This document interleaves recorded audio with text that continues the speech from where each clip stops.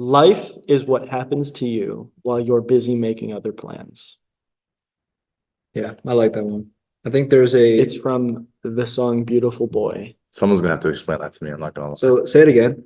Life is what happens to you while you're busy making other plans. What I think it means, Yeah, it reminds me of a explain. chapter I read in a book. I might be wrong, but I mean it might be right, but a completely different interpretation of what you think so. I read a book summer going into my junior year. There's a chapter in it titled "Don't Get Lost in Tasks and Duties."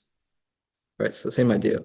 That I think a lot of people have a tendency to enter this do mode, this Mhm. go mode, because as humans, kind of like how dogs enjoy chewing on bones, humans like to chew on hard problems, Interesting. right? Like Okay. dogs and animals, they all have these primal instincts inside of us. We have primal instincts too. We just like to pretend that they're good ones. But, oh yeah, we're so smart. But yeah, our addiction to building robots and machines and shit, yeah, it's kind of an addiction. Mhm. We can't really control it. You can't really stop your mind from thinking. Your mind is just thinking all the time. Yeah.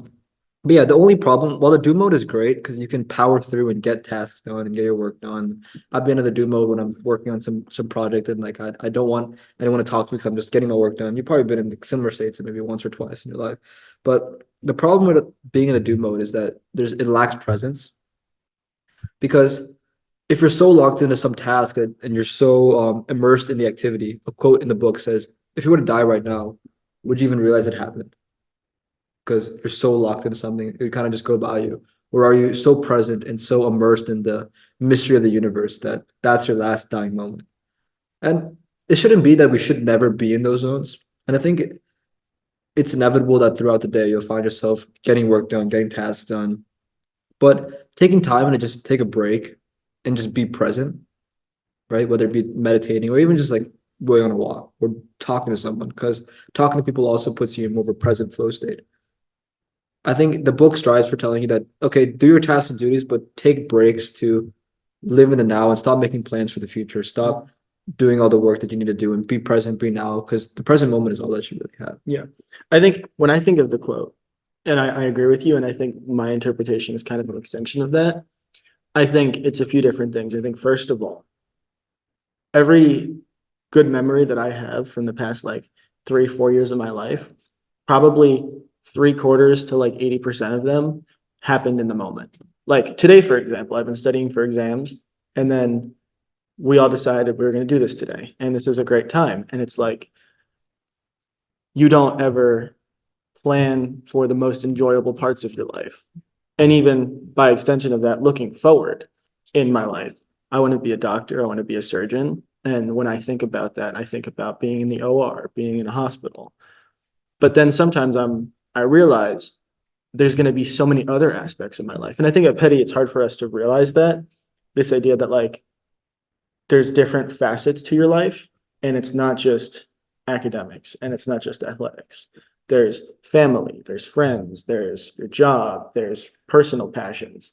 And life is what happens to you in the moments between those moments that you plan for. So you plan to go to work and you plan to go to work the next day. But what do you do at night? What do you say to your friends? What do you say to your wife or husband? Or kids, right? Or what plans do you make for the weekend?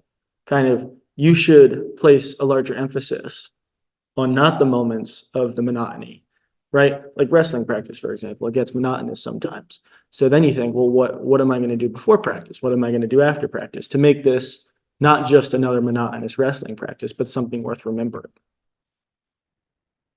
Well, like you were saying about it's kind of the spontaneous stuff. And when you live in the present, that's kind of like when you can enjoy it. Back to my milkshake after my 2 forfeits. Exactly. That's a perfect example. Planned to have 2 things. Life happened, didn't have 2 matches. Enjoyed the present moment. Got a milkshake. It's pretty good. I don't know if life gets much better. Another top moment was like when this is gonna sound kind of sad, but like when I got sick and I got locked in the health center, that was also a top moment. That was like, Coach Frank, don't watch this episode. Don't watch. that was the top because I had like a fever on the Sunday because we wrestled Lawrenceville and Mhm. Middle Township. Yeah. That was a good match. I was gonna say that was one of my That was all. That was my good. second, That was my second as well. because I lost the dude and then I beat him. Anyways, I shouldn't. Anyways, Good job. yeah, thank you. But like, then I got like a fever on Sunday and Monday, so I didn't like do much work. And then I had a bunch of shit due on on Wednesday. And then on Tuesday, I was like, if I'm still like not feeling better, I'm gonna go to the health center and get it checked out. And it turns out I had a fever.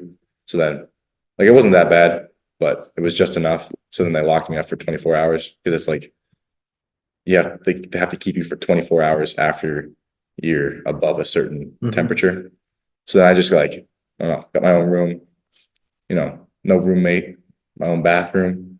Have you seen the bathroom? Living the Okay. life. The bathroom's in good. Canada. It's not. The, That's the, the one, best. the one on the first floor where I am, bro, there was ants the other day. Because Well, the mother, have you seen Avery bathrooms? no, There's the showers, they're designed in a way where the water always falls out of the shower. And you're walking puddles everywhere you go. There's 2 toilets that 8 people share, and it's always clogged every other day. It's pretty bad. okay, that is pretty bad. I don't know. This is not a pro Petty podcast. I love Petty. Petty's I love Petty. Petty's good. You should What come. were you saying? What was I saying? K, Oh, bad. no bathrooms, no roommate. It was. Oh, You yeah. had a great time in the house. Yeah, because like I wasn't expecting to get locked up in the health center. And then I was like, oh, so relieving. I just get this opportunity to, I don't know, just like spend some time. Thinking. Yeah, I guess thinking, just like doing nothing.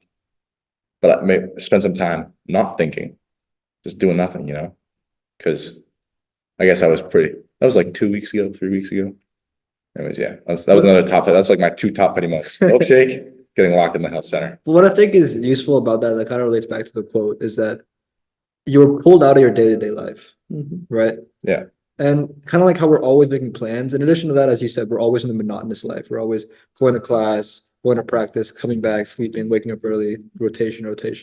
And maybe I don't know exactly what you enjoyed most about the moment, but one thing that I can hear that seems kind of cool is how you're pulled out of that for a period of time. Yeah, that's And you can my kind of point. look back at it like, oh yeah, this is my life. You could see it in third Time person, for reflection. right? And whether you're thinking or not, that doesn't really matter. But what matters is that you're pulled out of the monotonous life, which I think is so valuable. Because sometimes you need to take a break, and I think people tend to overplan a lot. I know there are periods in my life where I try to plan everything, but things don't always go as planned, right? A similar quote about presence. I might butcher the story a little bit, but I think there was a Conor McGregor interview where he was going for a second fight or something after he had one fight, and they asked him, "What are you gonna do differently this time?" And he said,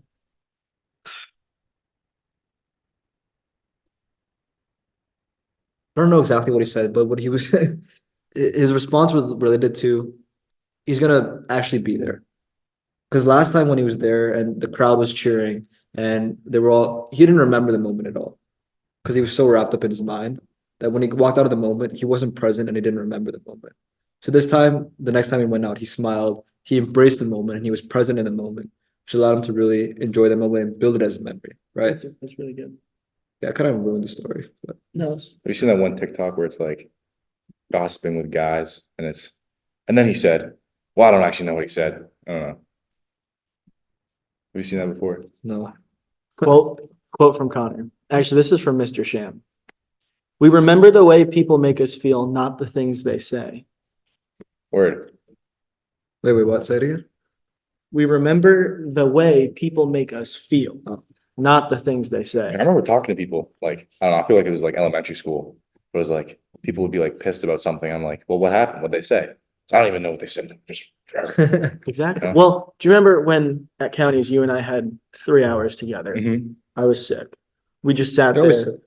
Well, it was the same. That's thing. also Oh, one same. thing. That It's might like be a one of the stew. reasons why you lost to the one dude, because you were sick and Oh, weren't dude. feeling well. Reaction Yeah. times were slower. Yeah. Especially on like a fight. Yeah. Anyway, we had a really nice long conversation for like 2 hours. And looking back, I remember bits and pieces of what we said. I don't remember any of it. Well, you probably remember how you felt. I remember exactly how I felt. I remember sitting there relaxed. I was a little anxious about the match coming up, but ultimately I was just having a really great time with you. And I feel like when I look back to the past 3 years of my high school career, I could probably, I mean, there's a few quotes on here that I remember just because they stood out. But in general, I couldn't tell you half the conversations I've had with the people who I respect the most, what they say, right? But I remember exactly how I felt walking away from that conversation and how I approached my life after that conversation and how they altered that with whatever they said, but more importantly, with the way that they made me feel about a situation or just Well, them. yeah, along similar lines, this is kind of related, but I was reading about memory and how our brain decides what to remember, what not to remember. And you remember memories more clearly when they were more emotional, right? So if you had a really emotional moment, whether it be you're extremely happy or you're extremely sad or you're extremely angry, you remember those memories more vividly, right? Because you look back at your past, you probably forgot a lot of your childhood, right? There's probably so many moments in childhood that if I gave you a random day and a random year, like what were you doing on October 8th in 2012, you probably wouldn't remember. But there are select moments that you remember very clearly, right? Very select moments. And those are probably the most extremely emotional moments for you at the time, which is why it's stuck in your memory. But yeah, so that was pretty cool. Yeah, I think that's really interesting. I also think that like I have nothing to say. You know what's interesting? What? This is like, it's kind of related, kind of completely unrelated. It's just an interesting thing that I thought I'd share. You can cut it out if you want. But I was watching like brain games. Oh, I love brain I was games. watching a brain games thing. Okay, it's like a show, and it's like just talks about like your mind and like how you perceive the world, but how you perceive the world, but it's wrong sometimes or a lot Oh of the yeah. time.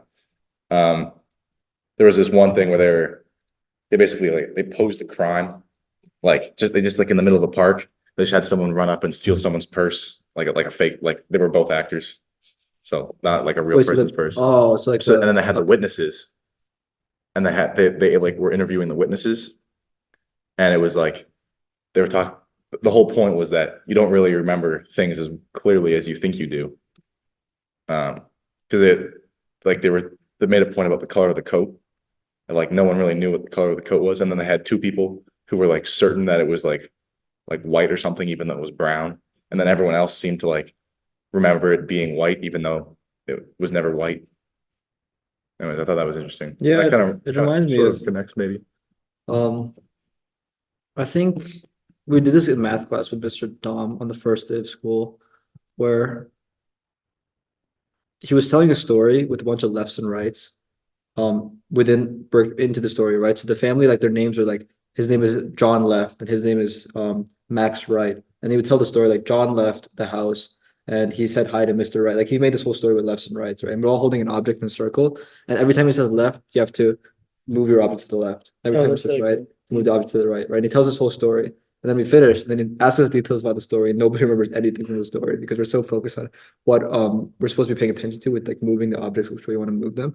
But I guess it goes into the fact that our brain, it picks and chooses what it wants to remember, We right? can't multitask. Because the amount of visual stimuli, the amount of auditory stimuli, the amount of stimulus in your environment, it's so high that it's impossible for your brain to process it all at once.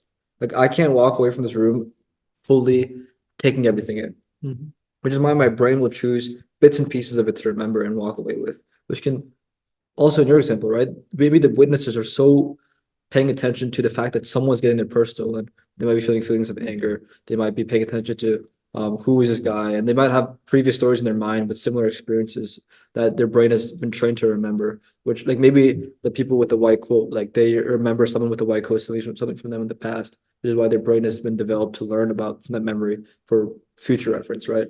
Um, yeah, there's so much stimuli in your environment. The brain picks and chooses like what it wants to remember. Yeah. Well, I was just say another brain games fact. The brain runs off like 4 watts of energy, which is less than like the lights in here. Really?